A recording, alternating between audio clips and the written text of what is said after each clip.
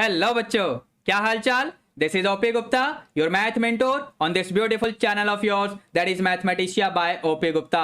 तो आज की क्लास से हम लोग 11th क्लास के लिए केस स्टडी टाइप क्वेश्चंस की सीरीज स्टार्ट करने वाले हैं। तो आज का टॉपिक क्या होने वाला है केस स्टडी टाइप क्वेश्चन का, देखिए आपकी स्क्रीन पे आ चुका है। ठीक है बच्चों, तो चलिए जरा अपना क्वेश्चन स्टार्ट करते हैं। तो ये रहा हमारा केस स्टडी क्वेश्चन। जैसा कि आप देख पा रहे हैं क्या बोला हुआ है, a piece of land owned by a farmer is triangular in shape, see the figure given below. इस तरीके से कोई लैंड है जो कि ट्राइंगुलर शेप में दिया गया है, ठीक है। और इस ट्राइंगल की साइड्स को रिप्रेजेंट करने वाले यहां पर इक्वेशंस भी आपको दिख रहे होंगे, यानी ए बी साइड के लिए x plus y equal to 0, ऐसे ही बी सी साइड के लिए x minus k equal to 0 और सी ए साइड के लिए x minus y equal to 0। ठीक है, ट्राइंगल्स की साइड्स को रिप्रेजेंट करने वाले इक्वेशंस हमारे सामने हैं।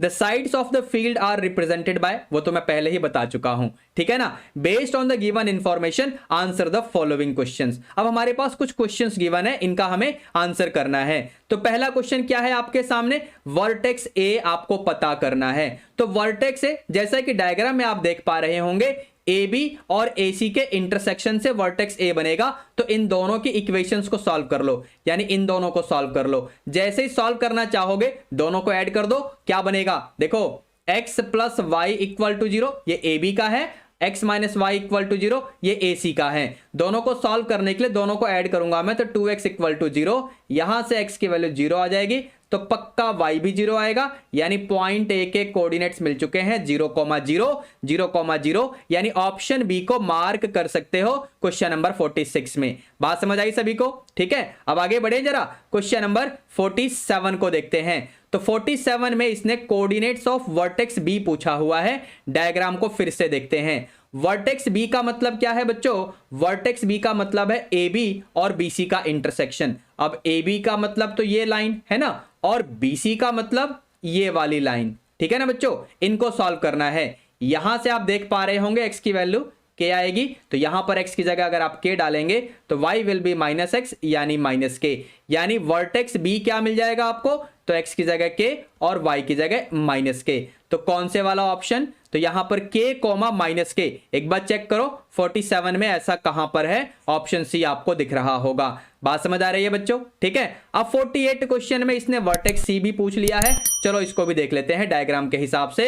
तो डायग्राम के हिसाब से वर्टेक्स सी कब मिलेगा, जब AC और BC, एक बार देखो ध्यान से, AC और BC इंटरसेक्ट करेंगे, ठीक है।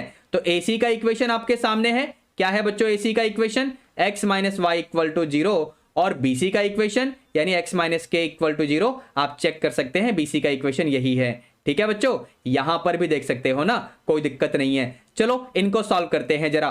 तो यहां से x की वैल्यू y के इक्वल आएगी और यहां से x की वैल्यू k के इक्वल आएगी। कहने का मतलब यह हुआ कि y भी k हो जाएगा, तो बस वर्टेक्स C क्या आ जाएगा, x की जगह k और y की जगह भी k, तो मतलब k कोमा k, यानी ऑप्शन ए को आप चेक कर सकते हैं। क्वेश्चन नंबर 48 का ऑप्शन ए बिल्कुल ठीक हो जाएगा, ठीक है बच्चों। अब आगे बढ़ते हैं जरा। क्वेश्चन 49 में क्या पूछा हुआ है, क्वेश्चन 49 में इसने area of the triangular field ये आपसे पूछ लिया है। देखो ध्यान से, आप लोग वर्टेक्स ए, वर्टेक्स बी और वर्टेक्स सी निकाल चुके हो, ठीक है ना। चलो यहां पर वर्टेक्स को मैं लिख देता हूं, वर्टेक्स ए ये रहा, वर्टेक्स बी हमने क्या निकाला था बच्चों, तो वर्टेक्स बी था आपका k कोमा माइनस के, ठीक है, k कोमा माइनस के, और वर्टेक्स सी यहीं पर दिख रहा है k कोमा k, ठीक है। किसी भी ट्राइंगल के अगर तीनों वर्टेक्स हमको पता हो तो उसका एरिया निकालने का फॉर्मूला है ना, 10th क्लास में हमने पढ़ा हुआ है, हाफ मैग्नीट्यूड लेते हैं बेसिकली। तो यहां पर क्या आता है x1,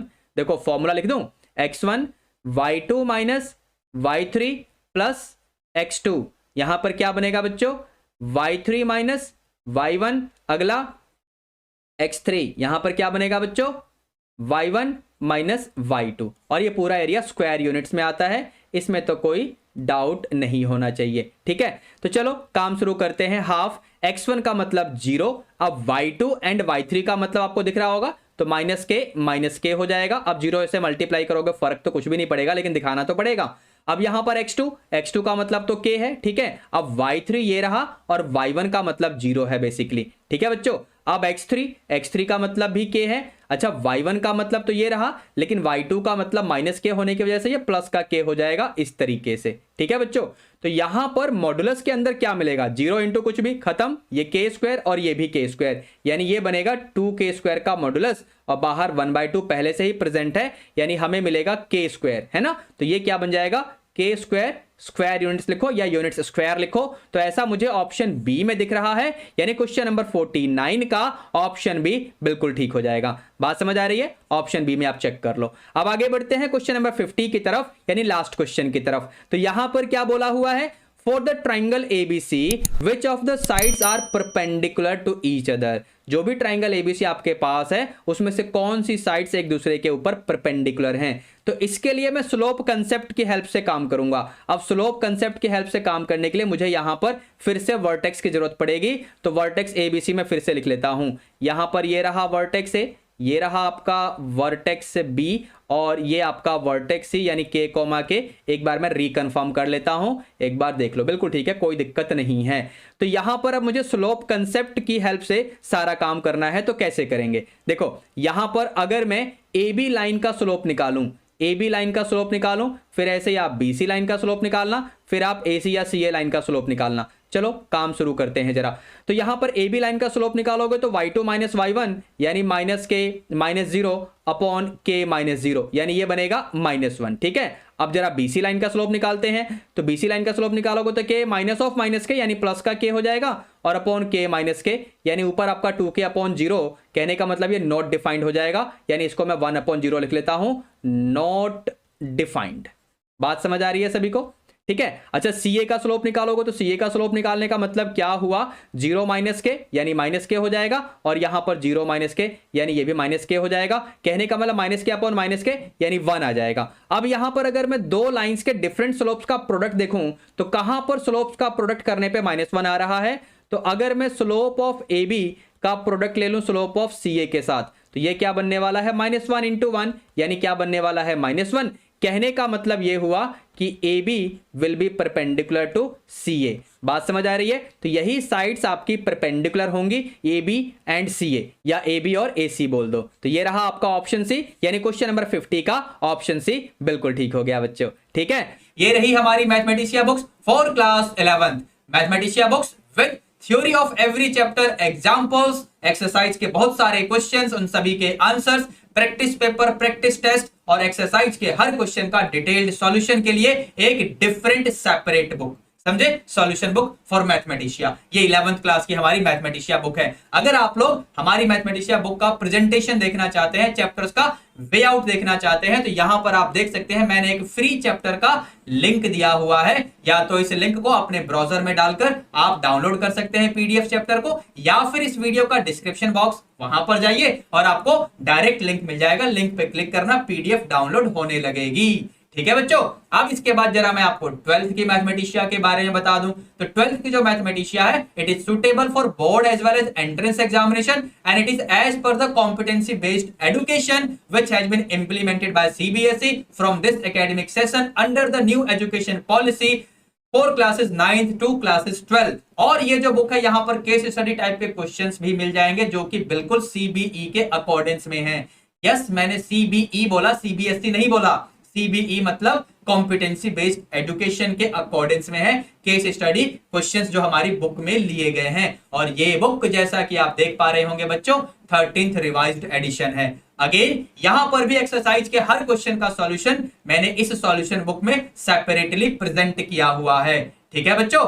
again one more thing कि आप इस बुक के यानी 12th की मैथमेटिशिया के तो 2 फ्री चैप्टर्स को डाउनलोड कर सकते हैं। ये रहे लिंक्स यानी मैट्रिसेस एंड इंटीग्रल्स। आप इन लिंक को इस वीडियो के डिस्क्रिप्शन बॉक्स में भी चेक कर सकते हैं, ठीक है बच्चों। And once you decide to purchase our books, you can contact on this WhatsApp number. As you can see, this is the WhatsApp number. जैसे ही आप हमें WhatsApp पे मैसेज करेंगे आपको ये बता दिया जाएगा कि किस तरीके से ये बुक आप लोगों के घर पे पहुंचाई जाएगी, ठीक है बच्चों। अब मैं आपको अपनी थोड़ी सी और पब्लिकेशंस के बारे में बता दूं तो ये हमारी क्लास 12th की NCERT exemplar problem solution book है जिसमें हर चैप्टर का मैंने एग्जाम्पल भी दिया हुआ है और एक्सरसाइज के हर क्वेश्चन का सॉल्यूशन भी दिया हुआ है।